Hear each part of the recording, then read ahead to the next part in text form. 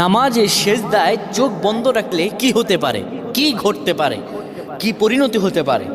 আমরা অনেকেই নামাজের সেজদায় চোখ বন্ধ রাখি। এটি আসলে আমাদের জন্য ভালো না ক্ষতি, এটি আমাদের জানতে হবে। নবী সাল্লাল্লাহু আলাইহি ওয়াসাল্লাম 532 নম্বর হাদিস সহিহ আল বুখারীতে বলেন, শোনো, তোমাদের মধ্যে কেউ যেন সেজদায় তার বাহুদয় যেন কুকুরের মতো না বিছিয়ে দেয়। অর্থাৎ এইভাবে অনেকে আমরা আছি, এইভাবে সেজদা দেই না।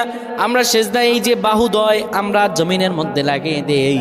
রাসূলুল্লাহ স্পষ্টত নিষেধ করেছেন এইভাবে যেন কেউ সেজদা না দেয়। এইভাবে যদি সেজদা দেয় আল্লাহর দরবার তার নামাজ কবুল হবে না। শুধু তাই নয়, রাসূলুল্লাহ সাল্লাল্লাহু আলাইহি সাল্লাম সেজদার মধ্যে গিয়ে চক্ষু বন্ধ করা ঠিক নয়। যারা চক্ষু বন্ধ করবে হয়তো মনের ভিতরে কোনো ফাহশা থাকলে সেটা দেখা যেতে পারে, কিংবা চক্ষু যদি বন্ধ করে রাখে তার এখানে কি আছে, সেজদার মধ্যে গিয়ে কি দেখতে পায় না দেখতে পায়।